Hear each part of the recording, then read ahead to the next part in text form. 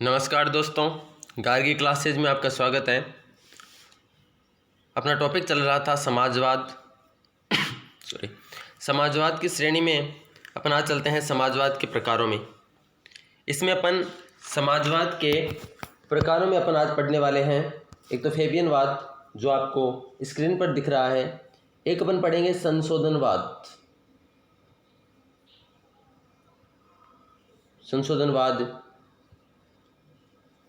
समाजवाद, फिर अपन पढ़ेंगे जिसको सिंडिकेटलिज्म कहा जाता है, श्रम समाजवाद या श्रमिक समाजवाद। इसके बाद अपन देखेंगे फेबियनवाद, संशोधनवाद, श्रमिक समाजवाद,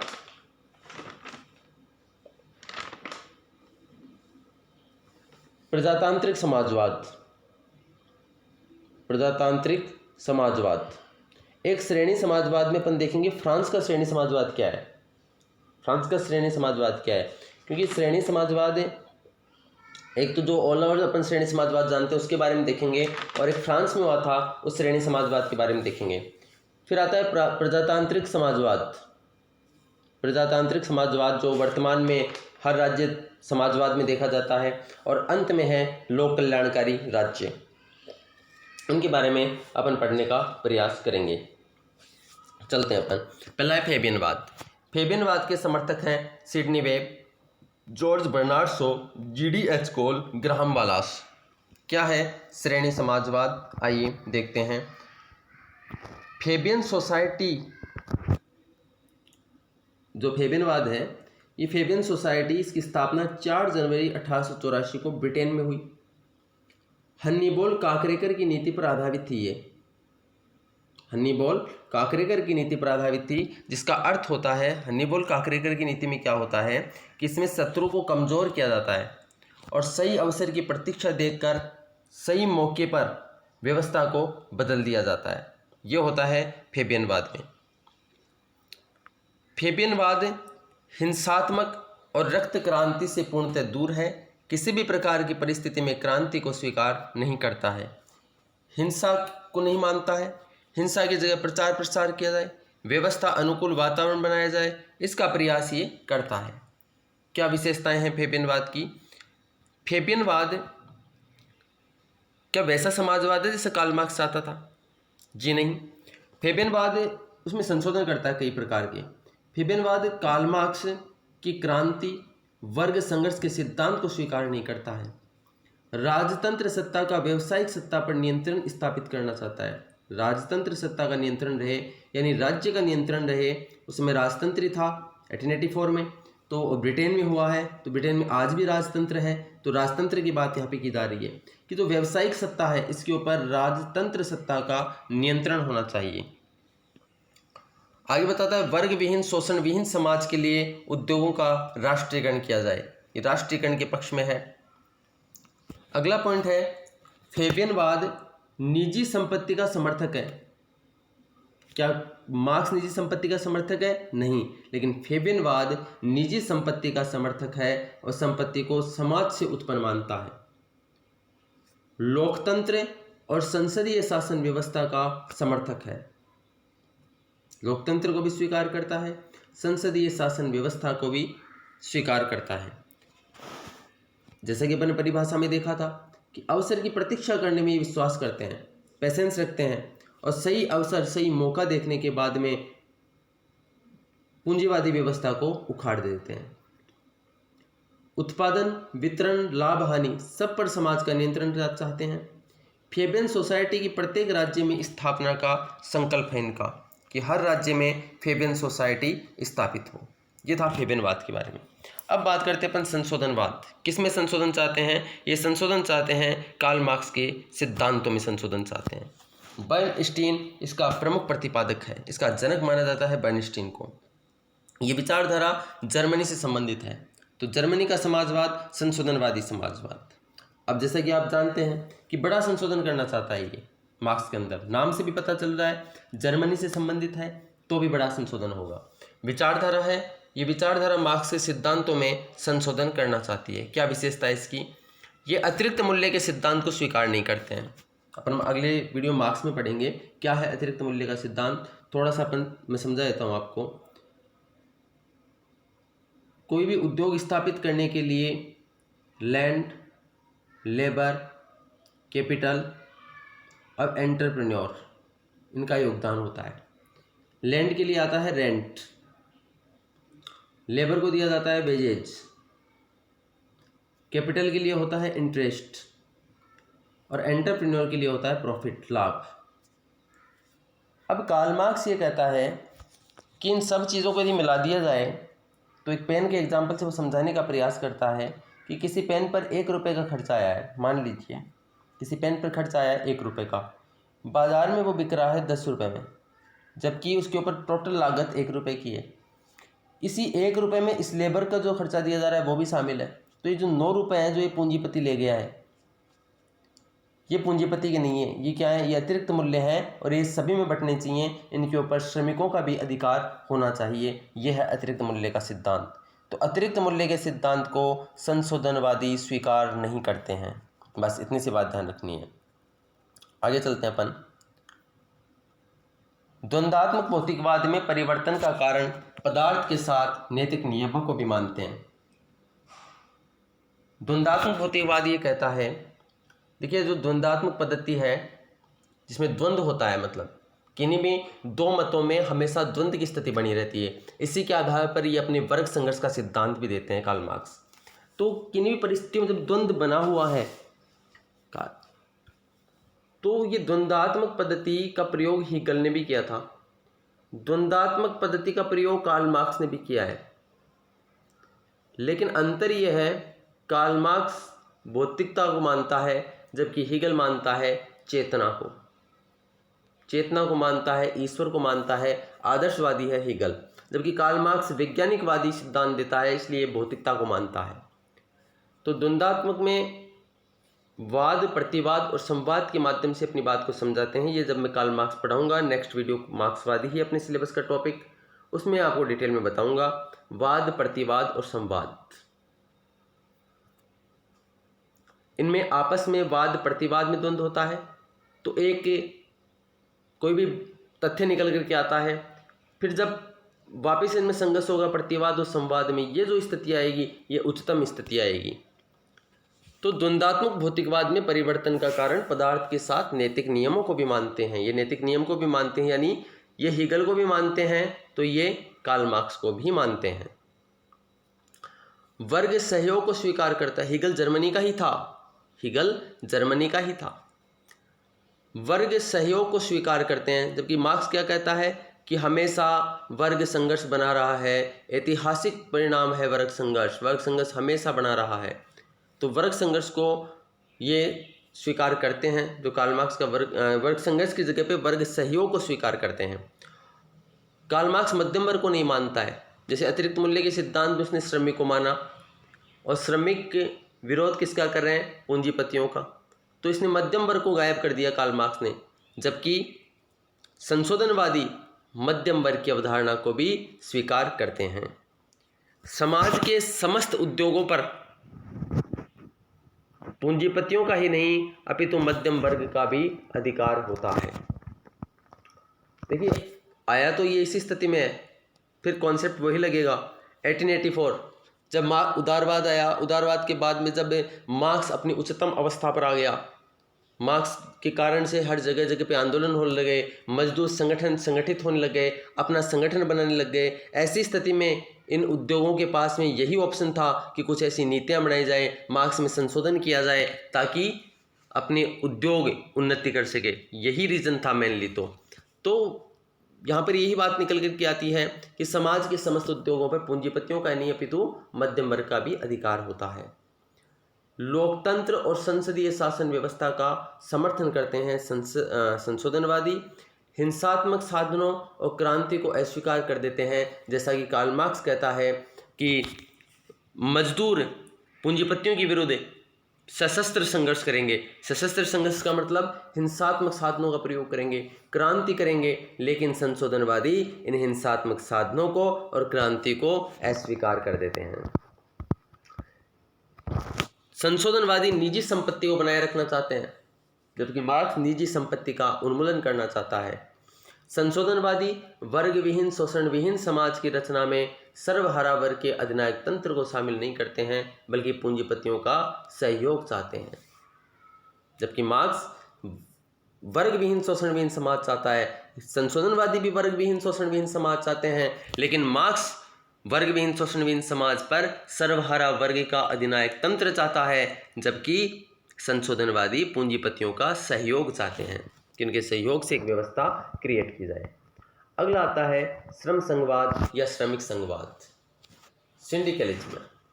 इसके प्रवर्तक हैं सोरेल, फ्लिंटॉप, लॉर्ड हिटलर। इसका उद्देश्य है, नाम से पता चल रहा है, श्रमिकों के लिए है। समाज में श्रमिकों की सत्ता स्थापित करना इसका मूल उद्देश्य है। तो श्रमिक संघवाद की क्या विशेषताएं हैं? मार्क्स के समस्त सिद्धांतों को स्वीकार करता है। कार्ल मार्क्स के समस्त सिद्धांतों को स्वीकार कर लेता है। कौन? श्रमिक संघवाद, क्योंकि श्रमिक आ गए, ये श्रमिकों के पक्ष की बात होगी। द्वंद्वात्मक भौतिकवाद के आधार पर आर्थिक नियतिवाद को बताता है।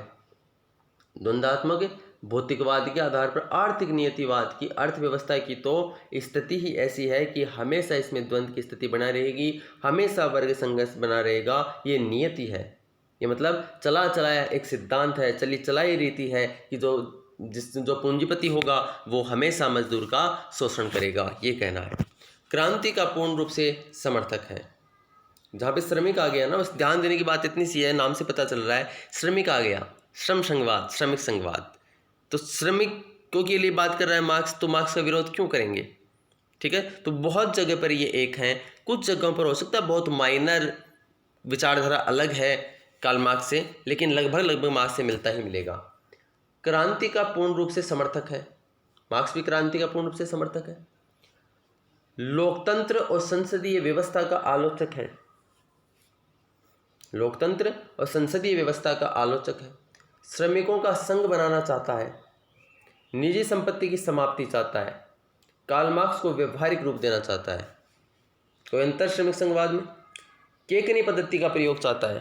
केकनी पद्धति क्या थी, मैं बताऊं आपको थोड़ा सा केकनी पद्धति के बारे में, कि फ्रांस में इसका प्रयोग किया गया था। इसके तहत ऐसे हथकंडे अपनाए गए थे श्रमिकों के द्वारा, जैसे हड़ताल करना, गलत लेबल लगाना, लेबल जो होता है मार्क का वो अलग कंपनी का लगा दिया, नाम दूसरी कंपनी का, प्रोडक्ट दूसरी कंपनी का, या फिर उसके अंदर जो जैसे दवाई बनाई जाती है तो दवाई में जो जो तत्व मिलाए जाते हैं उनमें किसी और तत्व का प्रयोग कर लिया जाए। ठीक है, साल्ट कुछ और हो और ऊपर कुछ और साल्ट दिखाया गया है। उत्पादन पर संकट पैदा कर देना, किसी भी तरीके से 4 दिन तक काम पर नहीं जाना, 5 दिन तक काम पर नहीं जाना, फिर एकदम से सारे लोगों का आ जाना, इस तरीके से उद्योगों में रुकावट पैदा करना, ये थी केकनी पद्धति, जिसका प्रयोग फ्रांस में किया गया था। आगे चलते हैं अपन श्रेणी समाजवाद। श्रेणी समाजवाद, ऊपर वाला भी श्रेणी समाजवाद था, श्रमिक समाजवाद भी कह सकते हैं उसको। फर्क इतना सा था, वो श्रम संघवाद था, श्रमिक संघवाद था, यह है श्रेणी समाजवाद। ये फ्रांस में हुआ। इसके प्रमुख समर्थक है जीडी एचकोल, हॉब्सन, पेंटी, ऑरेंज।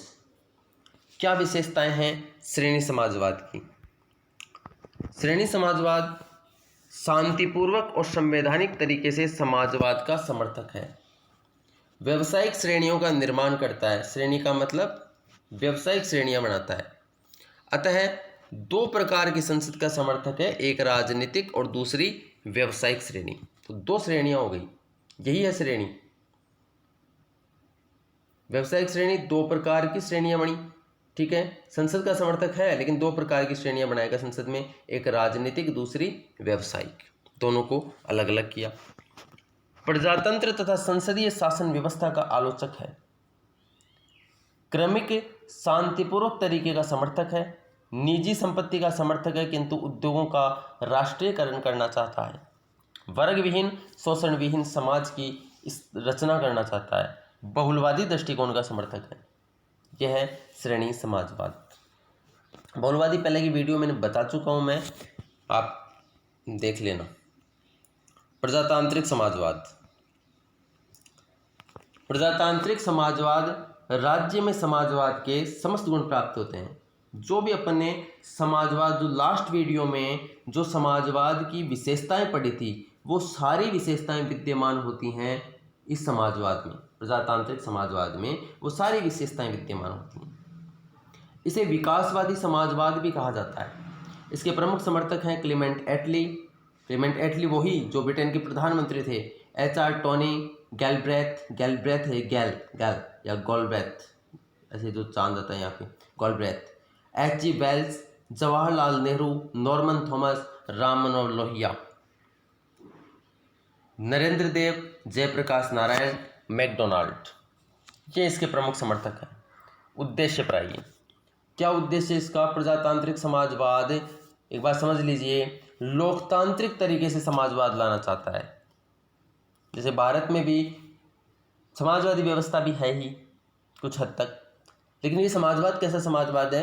लोकतांत्रिक समाजवाद है, जिसमें लोगों ने सहमति दी है, ऐसा समाजवाद है। तो लोकतांत्रिक प्रवृत्तियों के माध्यम से लाना चाहते हैं, शांतिपूर्ण तरीके से और संवैधानिक साधनों का प्रयोग करते हुए। संवैधानिक साधनों का प्रयोग करते हुए यानी संविधान के अनुसार ही समाजवाद लाया जाएगा।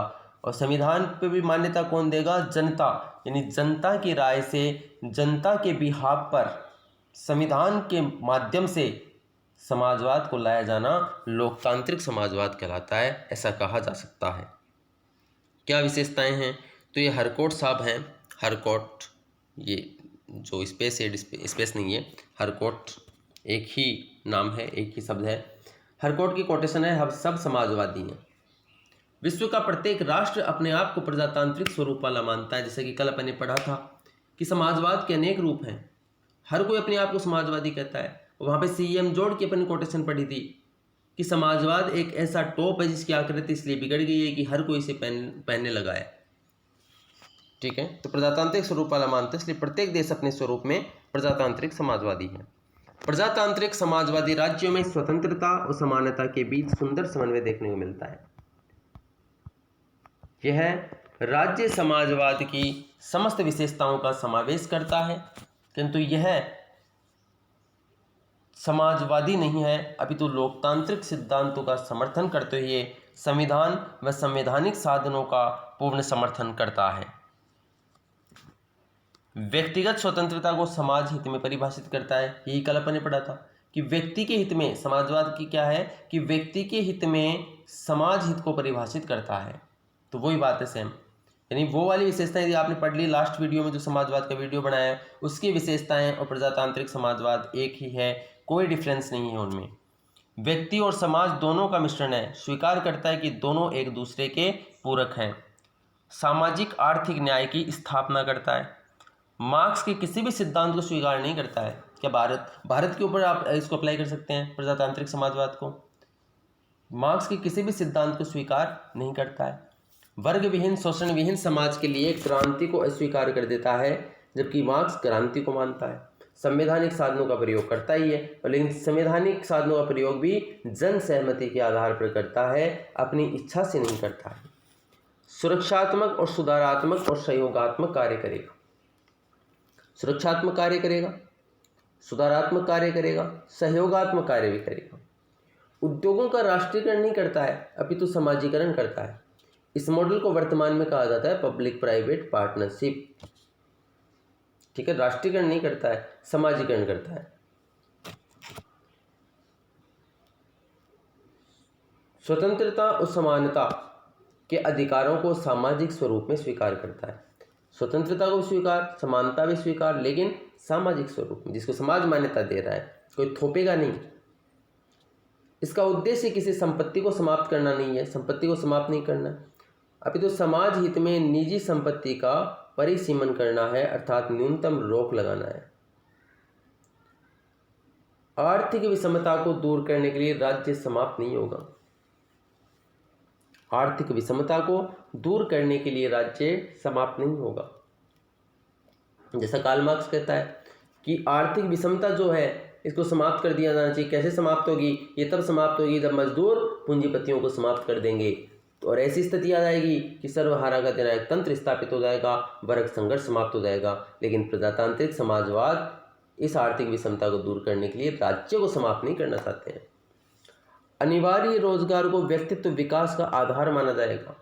काम की गारंटी योजना ये प्रजातांत्रिक समाजवाद का लक्षण है जो अपन भारत में देख रहे हैं वर्तमान में।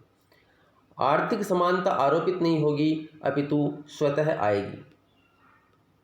राज्य समाप्त नहीं होगा अपितु सहयोगी प्रवृत्ति का होगा। योग्यता अनुसार कार्य और योग्यता अनुसार वेतन, जबकि मार्क्स क्या कहता है? योग्यता अनुसार कार्य, आवश्यकता अनुसार वेतन। अब आता है लोक कल्याणकारी राज्य। क्या अर्थ है लोक कल्याणकारी राज्य का? सुधारात्मक और सकारात्मक कार्य करते हुए अधिकतम सामाजिक सेवाओं और अवसरों का सृजन किया जाता है। और मैंने आपको बताया था कि लोक कल्याणकारी राज्य की अवधारणा मेनली तब पनपी है जब उदारवाद का विरोध होने लगा, पूंजीवाद का विरोध होने लगा, तब राज्यों ने, मैंने उदारवाद में आपको बताया था, जब नकारात्मक उदारवाद था तो राज्य को केवल सुरक्षात्मक कार्य दिए गए थे, लेकिन बाद में सुधारात्मक कार्य भी दिए जाने लगे। तो लोक कल्याणकारी राज्य में सुधारात्मक सकारात्मक कार्य करते हुए अधिकतम सामाजिक सेवाओं और अवसरों का सृजन किया जाएगा। यानी लोगों को ज्यादा सामाजिक सेवाएं, जनधन योजना, उज्ज्वला योजना जिसके तहत ग्रामीण महिलाओं को या गरीब महिलाओं को गैस सिलेंडर का आवंटन किया जाता है, ये सामाजिक सेवाएं हैं। बेकारी, बेरोजगारी, यानी अपन कह सकते हैं नीति निर्देशक तत्व सामाजिक सेवाएं हैं। तो सामाजिक सेवाओं और अवसरों का सृजन करना। कार्य क्षेत्र न्यूनतम और आवश्यक कार्यों के साथ सुधारात्मक कार्य करेगा और ऐसे सृजनात्मक कार्य भी करता है राज्य। न्यूनतम और आवश्यक कार्य, सुधारात्मक कार्य करता है, सृजनात्मक सामाजिक सेवाओं का संचालन करेगा। सृजनात्मक कैसे? विकलांगों के लिए विशेष योजनाएं चलाना, प्रसूति महिलाओं के लिए विशेष योजनाएं हों, वृद्धों के लिए विशेष योजनाएं हों, बेरोजगारों के लिए कुछ विशेष भत्ता दिया जाए। यह है सृजनात्मक सामाजिक सेवाओं का संचालन। या किसी को रोजगार उपलब्ध करवाना, एमएसएमई को बढ़ावा देना, जो जिससे उसका पूर्ण व्यक्तित्व में सहायक होगी। व्यक्ति को अवसर, यानी कहीं पर भी कोई वैकेंसी निकले तो उसको अवसर मिले या वैकेंसी जनरेट की जाए राज्य के द्वारा, अवसर और साधन सुविधाएं उपलब्ध करवाएगा। लेकिन इसके लिए कोई आवश्यक शर्त आरोपित नहीं की जाएगी। एक कल्याणकारी राज्य सुधारात्मक कार्यों के साथ वंचित वर्ग के लिए विशेष योजनाएं संचालित करता है, जैसे वृद्धावस्था पेंशन, प्रसूति सहायता। ये था समाजवाद के प्रकारों के बारे में। ये मेनली ये प्रकार हैं। नेक्स्ट टॉपिक अपना जो सिलेबस का है वो मार्क्सवाद का है। तो अगले वीडियो में हम मार्क्स के बारे में पढ़ेंगे। मेरे पढ़ाने से पहले एक बार आप पढ़ के आएंगे तो आपको ज़्यादा अच्छे से समझ में आएगा। तो कोशिश करना कि आप पढ़ कर के आ पाएँ। Thank you.